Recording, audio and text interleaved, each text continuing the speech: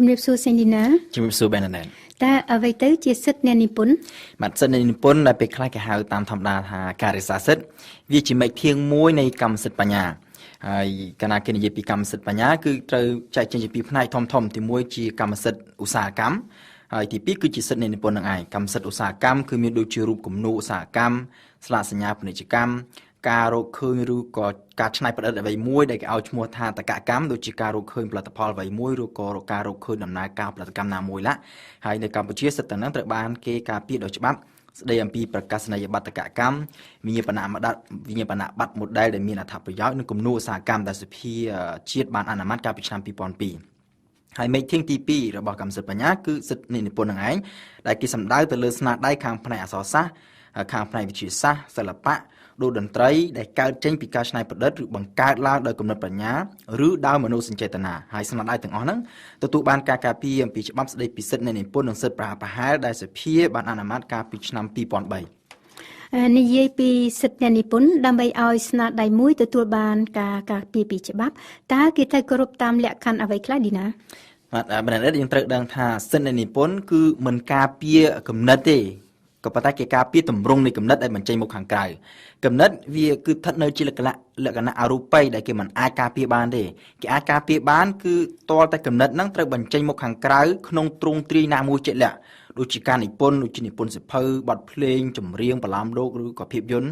ហើយដូចជាស្នាដៃចេញជាការសម្ដែងដូចជាសម្ដែងសិល្បៈឬសម្ដែងរបាំការប្រគំតន្ត្រីជាដើមហើយដូចជាការផ្សាយជាសម្លេងរូបភាពឬក៏ឯកសារនានាតាមវិទ្យុឬក៏ទូរទស្សន៍ទាំងអស់ហ្នឹងតាមច្បាប់នៅក្នុងរបស់ប្រទេសកម្ពុជាគេឲ្យឈ្មោះថាជាស្នាដៃគឺយោងតាមមាត្រា3នៃច្បាប់ស្តីពីសិទ្ធិអ្នកនិពន្ធគឺស្នាដៃទាំងអស់ហ្នឹងហើយដែលទទួលបានការកែពីច្បាប់ដូច្នេះលក្ខខណ្ឌទី1ដើម្បីឲ្យស្នាដៃមួយអាចទទួលបានការកែពីសិទ្ធិអ្នកនិពន្ធស្នាដៃនោះគឺត្រូវតែមានទម្រង់ណាមួយជាក់លាក់មិនមែននៅជាគំនិតអរូបីលក្ខខណ្ឌទី2ស្នាដៃនោះត្រូវតែជាស្នាដៃដើមមានន័យថាជាស្នាដៃដែលបង្កើតឡើងតាមគំនិតបញ្ញាផ្ទាល់របស់អ្នកនិពន្ធមិនមែនធ្វើតាមគេចាជាឧទាហរណ៍ជាក់ស្ដែងតើស្នាដៃអ្វីខ្លះដែលទទួលបានការការពារពីច្បាប់ស្ដីពីសិទ្ធិអ្នកនិពន្ធបាទចំណុចហ្នឹងគឺមានចែងនៅក្នុងមាត្រា3នៃច្បាប់ស្ដីពីសិទ្ធិអ្នកនិពន្ធនិងសិទ្ធិប្រហែលគឺទទួលបានស្នាដៃដែលអាចទទួលបានការកែពីច្បាប់គឺមានដូចជាសៀវភៅអានគ្រប់ប្រភេទឬក៏ឯកសារផ្សេងៗទៀតស្ដីពីអក្សរសាស្ត្រសិល្បៈវិទ្យាសាស្ត្រនិងការអប់រំអត្ថបទជាបទកថាជាសង្កថាឬក៏ជាធម៌ទេសនាការតែងទំនុកច្រៀងការតែងបទភ្លេងការសម្ដែងរបាំការសម្ដែងសៀកឬក៏ការសម្ដែងកាយវិការស្នាដៃជាផ្ទាំងគំនូរជារូបចម្លាក់ជារូបថតជាផែនទីជាប្លង់ស្ថាបត្យកម្មកម្មវិធីកុំព្យូទ័រឬក៏ផលិតផលសិប្បកម្មដូចជាតម្បាញឬក៏ម៉ូដសម្លៀកបំពាក់លក្ខណៈទាំងអស់ហ្នឹងគឺជាស្នាដៃដែលទទួលបានការការពារពីច្បាប់ចាស្នាដៃមួយដើម្បីទទួលបានការការពារពីសិទ្ធិអ្នកនិពន្ធតើគេត្រូវធ្វើការចុះបញ្ជីអ្វីដែរទេឌីណាបាទបែនដេតចំពោះសិទ្ធិអ្នកនិពន្ធគឺមិនតម្រូវឲ្យមានការចុះបញ្ជីអ្វីទេឲ្យតែស្នាដៃនោះកើតឡើងចេញជាទម្រង់ជាលក្ខណៈមួយហើយជាស្នាដៃដើមរបស់អ្នកនិពន្ធគឺអាចទទួលបានការការពារពីសិទ្ធិអ្នកនិពន្ធហើយយោងតាមមាត្រា5នៃច្បាប់ស្តីពីសិទ្ធិអ្នកនិពន្ធឆ្នាំ2003គឺមានចែងថាស្នាដៃមួយទោះបីពុំទាន់ចប់សពគ្រប់ក្តីឬពុំទាន់បានផ្សព្វផ្សាយជាសាធារណៈក្តីស្នាដៃនោះគឺត្រូវចាត់ទុកថាបានបង្កើតឡើងដោយចំណេះដឹងពិតប្រាកដតែមួយគត់ពីគំនិតបញ្ញាអ្នកនិពន្ធដែរពួកគឺថាត្រូវទទួលបានការការពារពីសិទ្ធិអ្នកនិពន្ធដែរដោយមិនច្បាប់មិនមានតម្រូវឲ្យមានការធ្វើការចុះបញ្ជីអ្វីទេក៏ប៉ុន្តែការយកស្នាដៃទៅចុះបញ្ជីនៅស្ថាប័នមានសមត្ថកិច្ចគឺវាមានប្រយោជន៍ដល់ម្ចាស់ស្នាដៃគឺនៅត្រង់ថាវាអាចជាភស្តុតាងបញ្ជាក់ថាស្នាដៃនោះគឺជាម្ចាស់គាត់គឺជាម្ចាស់កម្មសិទ្ធិនៃស្នាដៃនោះចាតើសិទ្ធិអ្វីខ្លះដែលត្រូវបានការការពារដោយសិទ្ធិអ្នកនិពន្ធយោងតាមច្បាប់ស្តីពីសិទ្ធិអ្នកនិពន្ធនិងសិទ្ធិប្រហែលត្រង់មាត្រា18គឺមានចែងថាអ្នកនិពន្ធស្នាដៃគឺជាម្ចាស់កម្មសិទ្ធិផ្ដាច់មុខទៅលើស្នាដៃនោះហើយជាសិទ្ធិដែលជនគ្រប់រូបត្រូវតែទទួលស្គាល់ហើយសិទ្ធិនោះត្រូវបែងចែកចេញជាពីរទី1គឺជាសិទ្ធិសិលធម៌ទី2គឺសិទ្ធិបេតិកភណ្ឌ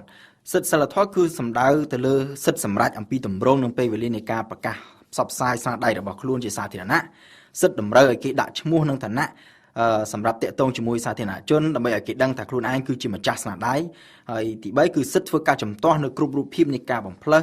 ឬក៏ការប្រកែប្រែខ្លឹមសារក្នុងស្នាដៃរបស់ខ្លួនដែលជាហេតុធ្វើឲ្យខូចកេរ្តិ៍ឈ្មោះហើយនេះគឺជាសិទ្ធិទី1សិទ្ធិទី2ប្រភេទទី2គឺសិទ្ធិបេតិកភណ្ឌគឺសំដៅទៅលើសិទ្ធិប្រកបអាជីវកម្មលើទ្រព្យដែលជាស្នាដៃរបស់ខ្លួនតាមរយៈការបោះផ្សាយជាសាធារណៈឬក៏តាមរយៈការបង្កើតស្នាដៃបន្ត នេះឲ្យជាក់ស្ដែងគឺតាមមាត្រា21នៃច្បាប់ស្តីពីសិទ្ធិអ្នកនិពន្ធមានសិទ្ធិផ្ដាច់មុខធ្វើដោយខ្លួនឯងឬក៏អនុញ្ញាតឲ្យគេធ្វើបន្តនៅកិច្ចការដូចតទៅគឺការដូចជាការចែកចាយជាសាធារណៈតាមរយៈការលក់ការជួលឬតាមមធ្យោបាយផ្សេងៗទៀតនៅច្បាប់ដើមឬច្បាប់ចម្លងនៃស្នាដៃរបស់ខ្លួនការយកស្នាដៃទៅបកប្រែជាភាសាបរទេសការយកលំនាំតាមឬក៏ការប្រែសម្រួលផ្សេងៗទៀតដូចជាការយករឿងប្រឡោមលោកដែលនិពន្ធជាសៀវភៅទៅធ្វើជាខ្សែភាពយន្តការផលិតស្នាដៃឡើងវិញដូចជាការយកសៀវភៅទៅបោះពុម្ពឡើងវិញឬក៏យកខ្លឹមសារទៅផ្សព្វផ្សាយតាមប្រព័ន្ធអ៊ីនធឺណិតឡា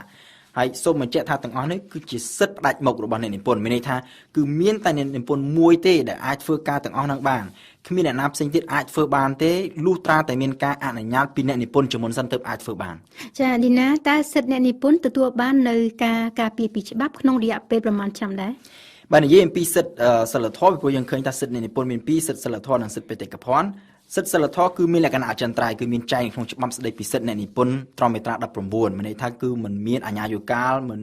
មានការកំណត់ទេប៉ុន្តែបើនិយាយអំពីសិទ្ធិបេតិកភណ្ឌវិញមានន័យថាសិទ្ធិផ្ដាច់មុខក្នុងការប្រកបអាជីវកម្មលើស្នាដៃគឺទទួលបានការការពារពេញមួយជីវិតរបស់អ្នកនិពន្ធបូកថែមជាមួយ50ឆ្នាំក្រោយពីអ្នកនិពន្ធទទួលមរណភាពទៀតហើយផុតពីរយៈពេលនេះទៅគឺរយៈពេល50ឆ្នាំក្រោយពីអ្នកនិពន្ធទទួលមរណភាពទៅស្នាដៃគឺត្រូវក្លាយជាសម្បត្តិសាធារណៈដែលសាធារណជនជាទូទៅអាចយកទៅប្រើប្រាស់បានចាតើស្នាដៃចាំបាច់ត្រូវតែមានដាក់សញ្ញារក្សាសិទ្ធិទើបទទួលបានការការពារសិទ្ធិអ្នកនិពន្ធឬយ៉ាងណាដែរបាទបែរណាស់តាមច្បាប់នៅប្រទេសខ្លះគេតម្រូវឲ្យដាក់សញ្ញារក្សាសិទ្ធិលើស្នាដៃណាមួយទើបអាចទទួលបានការការពារពីសិទ្ធិអ្នកនិពន្ធក៏ប៉ុន្តែតាមច្បាប់នៅកម្ពុជាក៏ដូចជាប្រទេសផ្សេងទៀតដែលជាប្រទេសហត្ថលេខីនៃអនុសញ្ញាក្រុងប៊ែនគឺគេមិនតម្រូវឲ្យមានដាក់សញ្ញារក្សាសិទ្ធិទេបើទោះជាស្នាដៃដែលគ្មានដាក់សញ្ញារក្សាសិទ្ធិក៏ទទួលបានការការពារដោយសិទ្ធិអ្នកនិពន្ធដែរពីព្រោះថាអនុសញ្ញាក្រុងប៊ែនគេបានកំណត់ថាសិទ្ធិអ្នកនិពន្ធគឺជាសិទ្ធិដែលជាមានលក្ខណៈជាស្វ័យប្រវត្តិដោយមិនចាំបាច់ដាក់សញ្ញារក្សាសិទ្ធិទេ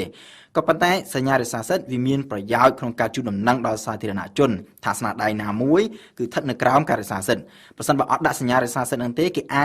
វាអាចចោទជាបញ្ហានៅពេលមានក្តីក្តាំគឺថាចុងចោទគេអាចដោះសារថា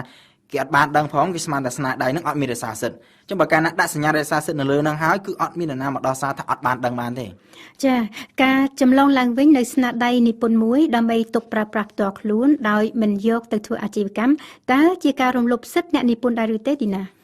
បើតាមច្បាប់នៅប្រទេសខ្លះជាពិសេសដូចជានៅប្រទេសបារាំងនេះជាដើមការចម្លងស្នាដៃមួយដូចជាចម្លងសៀវភៅជាដើមអាចធ្វើទៅបានតើតែការចម្លងហ្នឹងធ្វើឡើងតែមួយផ្នែកតូចមួយគឺមិនមែនចម្លងទាំងអស់ទេឬមួយក៏ថាចម្លងត្រឹមតែពាក់កណ្ដាលក៏មិនបានដែរគឺថាមួយផ្នែកតូចមួយតែប៉ុណ្ណោះក៏ប៉ុន្តែនៅកម្ពុជាវិញច្បាប់ស្តីពីសិទ្ធិអ្នកនិពន្ធត្រង់មាត្រា24បានចែងថាការផលិតឡើងវិញចំនួន1ច្បាប់ជាលក្ខណៈឯកជននៅស្នាដៃដែលបានបោះពុម្ពរួចហើយដើម្បីយកទៅប្រើប្រាស់ផ្ទាល់ខ្លួនគឺអាចធ្វើទៅបានដោយមិនចាំបាច់មានការអនុញ្ញាតពីអ្នកនិពន្ធឡើយក៏ប៉ុន្តែត្រូវប្រុងប្រយ័ត្នពីព្រោះថានៅត្រង់នេះច្បាប់ក៏មានដាក់កម្រិតច្បាស់លាស់ដែរគឺថាការចម្លងយកទៅប្រើប្រាស់ផ្ទាល់ខ្លួនជាលក្ខណៈឯកជននេះมันអាចធ្វើទៅបានទេនៅក្នុងករណីមួយចំនួនដូចជាការចម្លងកម្មវិធីកុំព្យូទ័រការចម្លងប្លង់ស្ថាបត្យកម្មការចម្លងចេញពីប្រព័ន្ធអ៊ីនធឺណិតឬការចម្លងឬការផលិតឡើងវិញនៅស្នាដៃមួយដែលការចម្លងនឹងអាចធ្វើឲ្យប៉ះពាល់ដល់ការធ្វើអាជីវកម្មជាប្រក្រតីនៃស្នាដៃនោះឬក៏ធ្វើឲ្យប៉ះពាល់ដល់ផលប្រយោជន៍ស្របច្បាប់របស់អ្នកនិពន្ធចាការដកស្រង់ខ្លឹមសារមួយផ្នែកនៃស្នាដៃមួយដើម្បីយកមកផ្សព្វផ្សាយតើចាំបាច់ត្រូវការសុំអនុញ្ញាតពីអ្នកនិពន្ធដែរឬទេទីណាបាទការដកស្រង់ខ្លឹមសារនេះគឺអាចធ្វើទៅបានដោយមិនចាំបាច់សុំការអនុញ្ញាតពីអ្នកនិពន្ធទេយោងទៅតាមមាត្រា25នៃច្បាប់ស្តីពីសិទ្ធិអ្នកនិពន្ធនិងសិទ្ធិប្រហាក់ប្រហែលក៏ប៉ុន្តែការដកស្រង់នេះត្រូវមានលក្ខខណ្ឌ2ជាចាំបាច់ទី1គឺជាការដកស្រង់តែមួយផ្នែកខ្លីៗមិនមែនដកស្រង់ទាំងអស់យកមកផ្សាយយកមកផ្សព្វផ្សាយឡើងវិញហើយលក្ខខណ្ឌទី2គឺត្រូវតែមានការបញ្ជាក់យ៉ាងច្បាស់លាស់នៅឈ្មោះរបស់អ្នកនិពន្ធនិងប្រភពនៃស្នាដៃដែលគេដកស្រង់ហ្នឹង